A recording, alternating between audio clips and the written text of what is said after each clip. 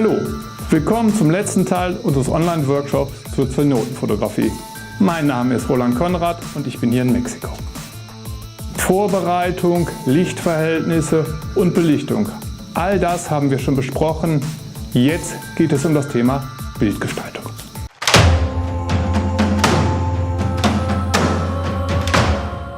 Woran denkst du, wenn du an den Ein- bzw. Ausgang einer Höhle denkst? Welches Bild, welcher Vergleich kommt dir als erstes in den Kopf? Nun, ich assoziiere damit Begriffe wie Licht am Ende des Tunnels, aus der Finsternis ins Helle gehen oder aus der Tiefe emporkommen. In all meinen Kopfbildern kommt zumindest irgendetwas mit Dunkelheit und Helligkeit vor. Wir haben auch mit Distanz und Näherkommen zu tun. Unsere erste Vorstellungen sind immer ganz gute Ansatzpunkte, um sich über die Bildgestaltung Gedanken zu machen. In meinem Bild aus der Halbhöhle möchte ich deshalb auf jeden Fall mindestens einen dunklen und einen hellen Bereich haben und eine tiefe räumliche Wirkung. Außerdem gerne noch einen Menschen, der in die Höhle reinkommt oder sie verlässt.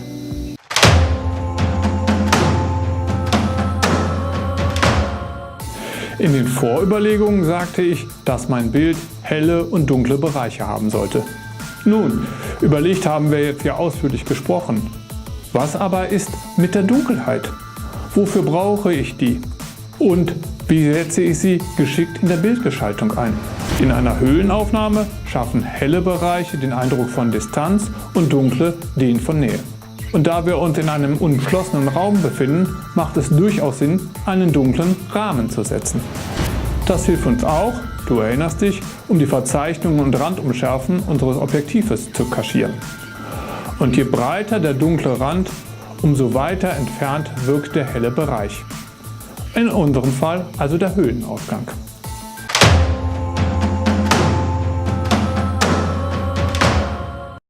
Wenn ich die Wasseroberfläche in den Meeren und Seen schon fotografisch höchst interessant finde, dann liebe ich sie hier in den Zenoten umso mehr. Sie bieten so viele gestalterische Möglichkeiten und kaum eine gleicht der anderen. Teilweise sind sie im wahrsten Sinne des Wortes spiegelglatt, andere haben interessante Färbungen, wieder andere bieten traumhaftes Lichtspiel. So schön die Oberflächenfotografie auch sein kann, sie bringt unsere Kamera leicht an ihre Grenzen. Der Helligkeitsunterschied innerhalb einer Aufnahme kann gewaltig sein. Glücklich, wer jetzt eine Kamera mit hohem Dynamic Range besitzt. Je mehr Blendenstufen deine Kamera also in einer Aufnahme darstellen kann, umso besser für dich.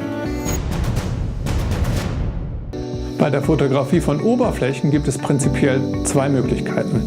Durch die Oberfläche hindurch fotografieren oder die Spiegelung des Lichts an der Wasseroberfläche nutzen.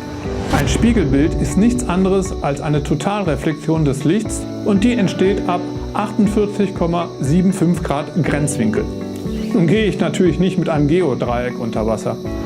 Das Einzige, was du wissen musst, für eine schöne Spiegelung musst du im spitzen Winkel fotografieren. Und die Oberfläche sollte möglichst unbewegt sein. Das ist hier in den Zenoten deutlich häufiger der Fall als in der offenen See. Zwei Tipps noch zur Aufnahmetechnik. Lege den Fokus auf das Motiv, nicht auf das Spiegelbild. Arbeite außerdem mit einer kleinen Blende. Die Blendenzahl sollte bei einer Vollformatkamera mindestens 11 sein, sonst reicht die Tiefenschärfe nicht aus.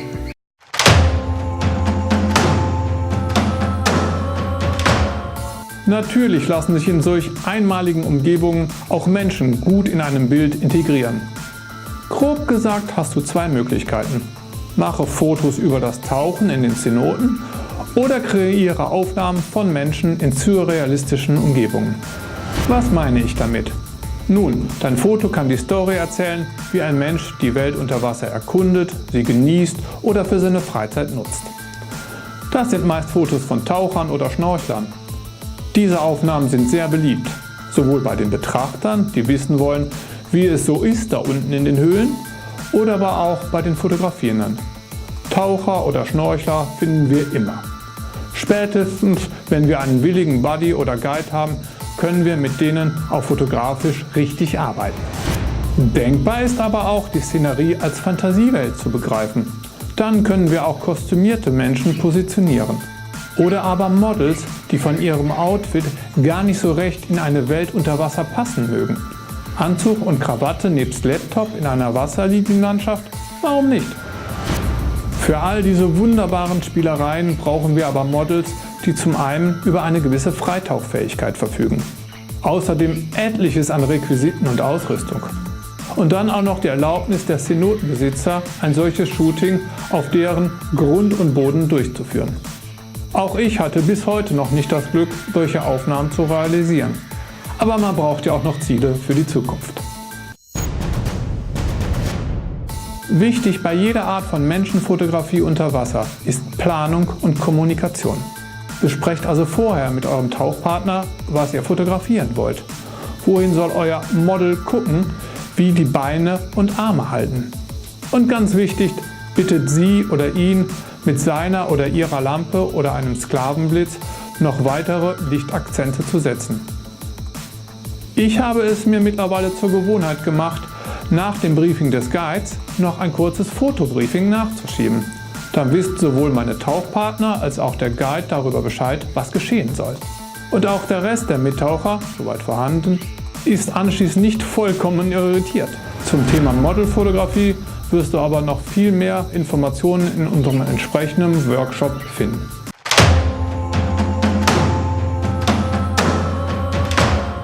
Berühmt sind die Cenoten hier in Yucatan auch für ihre Haloclines. Das sind sichtbare Trennschichten zwischen Salz- und Süßwasser. Diese können sehr klar abgegrenzt sein. Im Halbhöhlenbereich finden wir aber auch noch ein anderes Phänomen, das auch ausgesprochen eindrucksvoll ist: Sulfatschichten. Durch Verrottungsprozesse entstehen neblig aussehende Schichten, die eine sehr mystische Atmosphäre vermitteln. Diese können ähnlich wie die Haloclines sehr schön dicht und abgegrenzt sein. Das A und O für tolle Aufnahmen ist das Timing. Als erstes brauchst du gutes Tageslicht auf den Schichten. Diese liegen manchmal recht tief, in diesem Beispiel bis zu 30 Metern. Die Zeit, in der die Sonnenstrahlen diese Tiefe erreichen, ist meist nicht allzu lang. Mindestens genauso wichtig ist allerdings, dass du auch möglichst als erster oder einziger an der Schicht tauchst. Jeder Taucher, natürlich auch du, verwirbelt die Schichten und sie verliert ihre klare Abgrenzung. Wenn du also zu den Glücklichen gehörst, die zur richtigen Zeit im Wasser sind, musst du noch deinen Guide überzeugen, an oder über der Sulfatschicht zu bleiben. Zum Standardprogramm gehört es meist, durch den Nebel zu tauchen. Dies mag zwar ein abenteuerliches Erlebnis sein, fotografisch bringt es aber nichts. Darunter ist es dunkel und die Sicht ist schlecht. Und mal ganz ehrlich, das kennen wir aus deutschen Seen mehr als Genüge.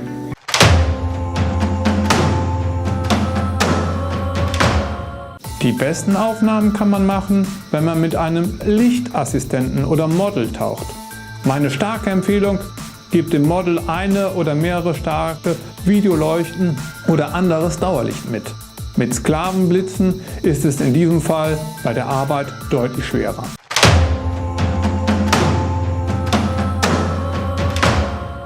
Da sich am Höhleneingang meist auch das Licht vorhanden ist, findet sich auch dort pflanzliches Leben. Wasserrosen, Lilien, Bäume, die im Wasser wachsen, aber auch Algen und mikroskopisch kleine Lebewesen, die das Wasser grün färben. All das können fotografisch sehr interessante Objekte sein. Besonders spannend sind auch abgestorbene Pflanzen.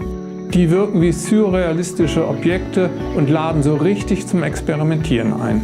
Ähnliche Szenarien findest du zwar auch in europäischen Süßwasserseen. Hier sind aber A, die Sichtweiten sehr viel besser und B, lassen sich durch die Kombination mit Felsenformationen und Sulfatschichten häufig noch interessantere Aufnahmen machen.